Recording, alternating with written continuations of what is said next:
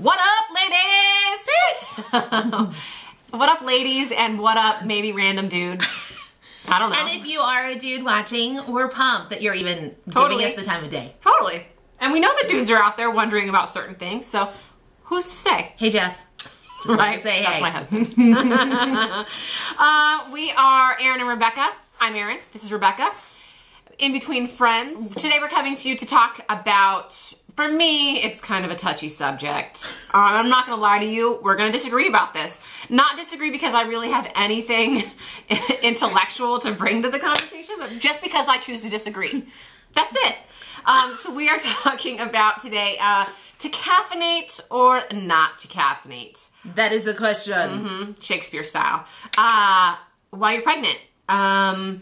You're going to hear 1,000 opinions about whether you can. And to actually break into it, bolstering my argument a little bit, you know, a lot of doctors will tell you. Yeah. And a lot of websites, actually, that I look at, and a lot of the books out there, what to expect when expecting, and I forget what the other one's called.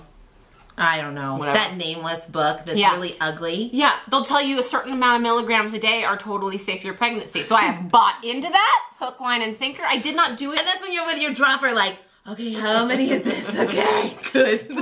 Totally. I did not do it in my first trimester. I was super, super cautious, but I was also super, super sick. Yeah. So I just couldn't do it. I didn't start until a little bit into my second.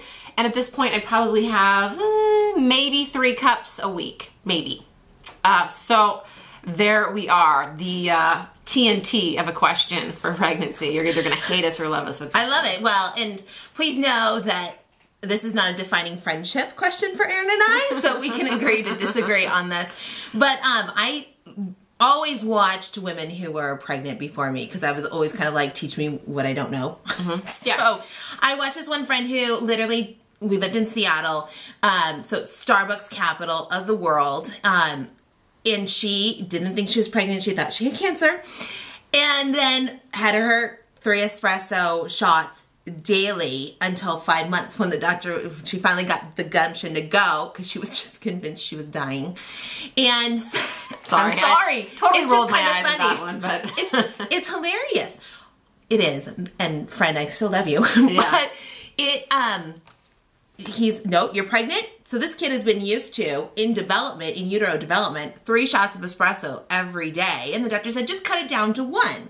She gives birth to this beautiful baby boy who's not deformed by any stretch of the imagination by caffeine. However, is colicky beyond belief. Probably for a good 8 to 9 months. Now, there's several... anybody else's worst nightmare ever is a colicky baby. Oh my God. I just thought, okay, if I'm pumping what I'm pumping into my body, direct line through the umbilical cord to my baby, why would I give it a stimulant? P.S. Because I like it. Because it tastes good. Okay, because it's all about me. Yeah. All right. I just said it out loud. She admitted it. We're friends. In between friends. You're in the circle of trust. Totally. I love it. So I just cut it out. And I just kind of thought I would rather err on the side of caution than to kick myself and say I should have, would have, or shouldn't have, and shouldn't have. And this makes sense. I mean, as much as I tell you that I drink, you know, my 3 cups of coffee a week or what have you, it makes sense to me that you probably should not be giving yourself a stimulant when, you know, you have a direct line to a growing child within you. Yeah. I mean, and that brings me to the bigger topic. Pay attention to the foods that are making you gassy, that are kind of making the baby irritable or more active. I know, like, I ate garlic with the kid, and the kid hated it. And then he was born, and I breastfed, and I tried to resume my diet pre-pregnancy, and he reacted so poorly to garlic. So it's something that when you're constantly attached, whether you're pregnant or breastfeeding, or even pumping and then feeding, obviously, that milk to the baby, I would just make sure that you keep it as calm as possible. Their little bodies just can't handle digesting those enzymes that come from food that go through your body. And it really does break it down. I mean, and I have no problem admitting to this because I'm super organic in the way that I eat. Super, super clean in regards to that.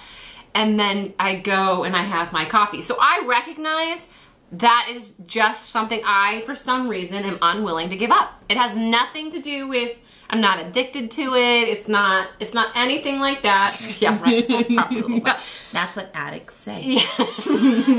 Again, I can quit it anytime. I'm not telling you either that I'm going to leave here today and for the remainder of my pregnancy, 3 or 4 months, and I'm not going to have a cup of coffee. So we understand that some of these things, it's just going to be something that you have to choose whether you want to or not, and it's going to be a hard-pressed issue, especially when you don't know what you're going to get at the end of it. Yeah. We're just trying to give you, again, some understanding from somebody who's is a mom and sees a lot of moms and sees a lot of kids who, were exposed to certain things in utero, but ultimately this is up to you, and definitely always consult your doctor. Always. About this stuff. We are not the end-all, be-all of wisdom in regards to this, just to let you know. Okay, that was humbling. But we just wanted to talk to you about it and see where you're at. And like I said, we did not come to an agreement within each other. But I definitely understand where she's coming from. So I hope that it maybe got you thinking in a certain direction as well.